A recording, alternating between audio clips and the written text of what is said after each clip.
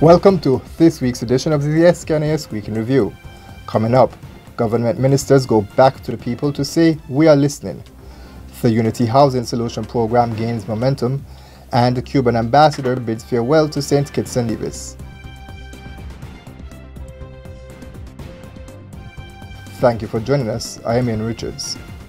Residents of Tabernacle and surrounded communities had an opportunity to hear about key developments in St. Kitts and Nevis that are designed to improve the standard of living of the nation's population and to move the country forward.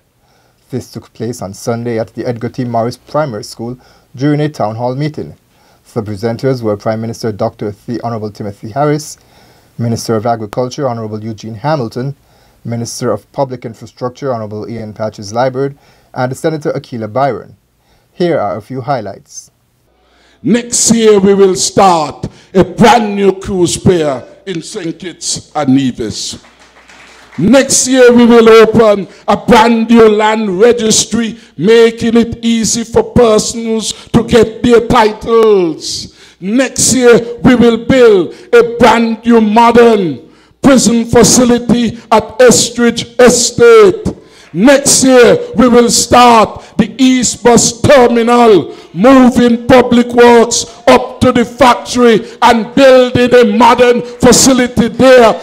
I have a list here of 102 farmers that have been identified for assistance to get back on track so that our food production can get back up again. Farmers lost 3 cows. They lost 90 sheep, died in the hurricane. 51 goats died in the hurricane.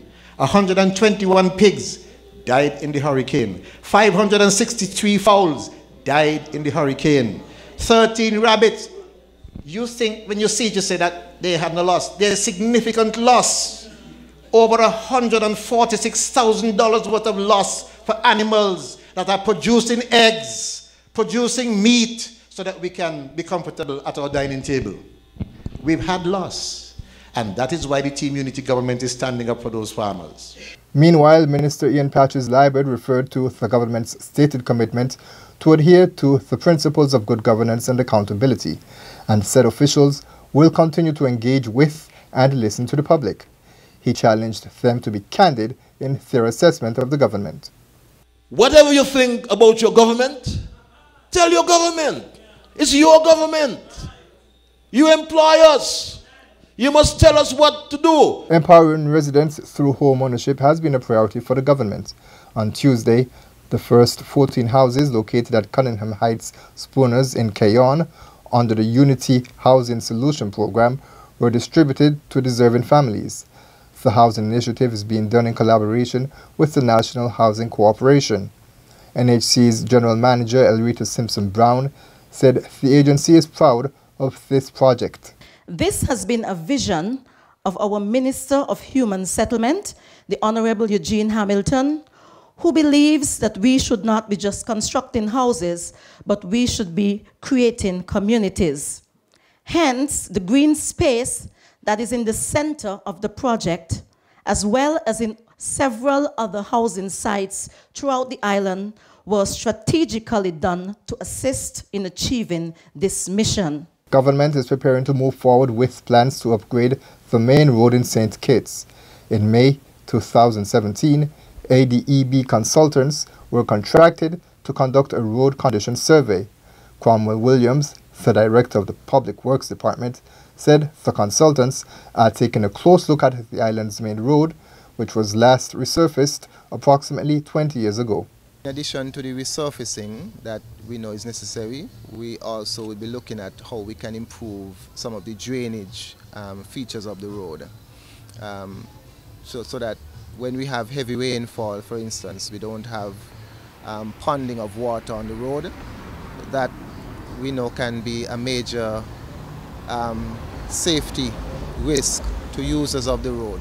The Small Grants Program St. Kitts and Nevis celebrated the successful completion of sustainable projects and recently launched the operational Phase 6 grant funding for the period 2016 to 2019, to which Persons can start applying as early as Friday, December 1, 2017. Also celebrated at Saturday's ceremony was the 25th anniversary of the Global Environment Facility, or GEF, Small Grants Program. The same year as the Rio Earth Summit 1992, the United Nations Development Program implemented the GEF Small Grants Program to support grassroots communities and civil society organizations around the world in order to tackle critical environmental and sustainable development challenges.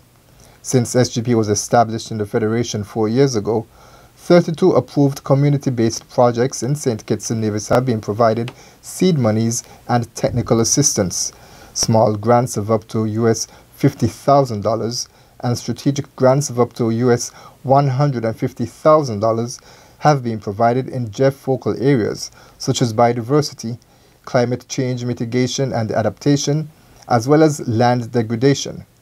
The operational Phase 6 will see the focus placed on climate-smart agroecology and landscape and seascape conservation. 30 young people in St. Kitts and Nevis now carry the title of Comprehensive Disaster Management Youth Ambassadors following an induction ceremony on Wednesday that was held at the National Emergency Management Agency, or NEMA, conference room. The engagement of young people is being advanced by the Caribbean Disaster Emergency Management Agency in Barbados to invest in young people in disaster management activities going forward. Rohan Isles, Junior Communications Officer at the Nevis Disaster Management Department, highlighted what is expected from the youth ambassadors. It is a hope of the coordinators that this group, through its creed, will seek to educate their peers, build resilience, reduce risk, strengthen efforts of preparedness and awareness, while ensuring that all sectors of the comprehensive disaster management cycle, that is mitigation, preparedness, response, recovery and rehabilitation, are at the forefront of all concerned. Meanwhile, Carl Herbert, National Disaster Coordinator at NEMA, congratulated the young people and encouraged them to remain active. The group is led by Shajuni Gums, who was inducted as the president, while Tawana Collins and Densa Tota serve as the vice president and secretary, respectively. Other executive members include Nadia Francis, assistant secretary, Terence Francis, treasurer, and Howard Liebert, public relations officer. 61 students from the Edgar T. Morris, Estridge, Joshua Obadiah Williams, and Violet Petty primary schools located in constituency number 7, and 7 students from the area that attended the Cotton Thomas Comprehensive School received scholarships from their parliamentary representative and Prime Minister, Dr. The Honorable Timothy Harris, during the 14th Annual Help a Child Scholarship Program. Catherine Brown, principal of the Edgar T. Morris Primary School, praised Prime Minister Harris for his willingness to empower persons of all ages and said that the $500 bursaries make a noticeable difference in students' lives as their families use the funds to purchase new uniforms, school supplies, and other educational items. Principal Suzette Cannonier of the Joshua Obadiah Williams Primary School said students' attitudes typically improve once they receive the $500 award, as the Help a Child Scholarship serves as a motivational tool. The principal added that students' academic performance actually improves, which she says is due in part to the increased access to educational tools and materials that make them better equipped to learn in the classroom. Reigning National Carnival Queen Katharina Davis is a past recipient of a Help a Child Scholarship. When I received my $500 years ago, I asked my mother, why? When I got money, I usually got it from my grandfather, and it was just $1 at that time, every Sunday, $1. So I was puzzled as to why someone would want to give me $500.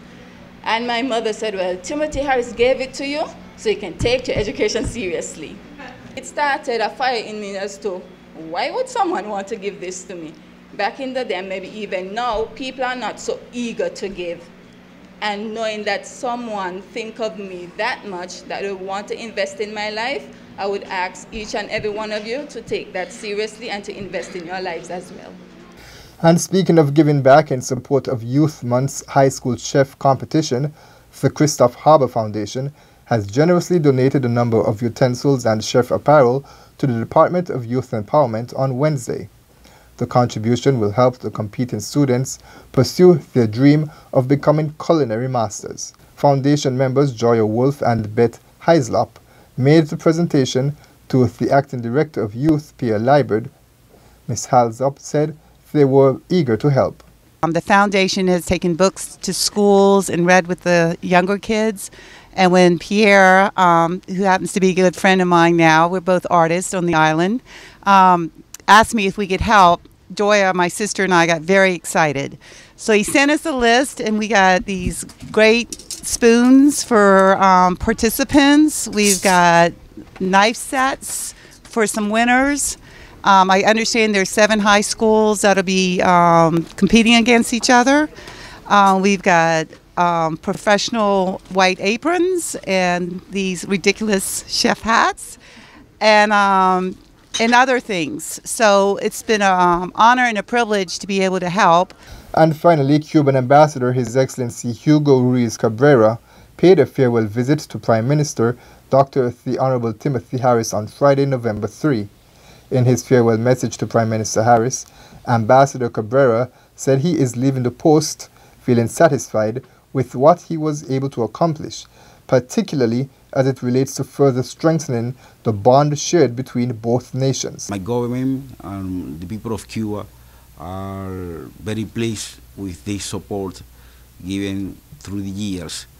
And at the same time, I would like to express the Cuban commitment to continue working, cooperating with the government and the people of St. Kitts and Nevis to continue enhancing the cooperation and strengthen our bonds.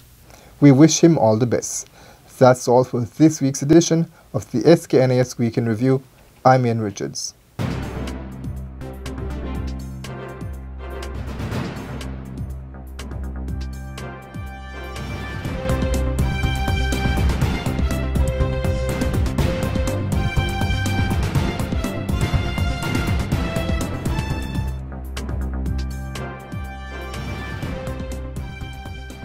Stay up to date with news, programs, and activities of the government with SKNIS. Like us on Facebook. Listen to us on SoundCloud.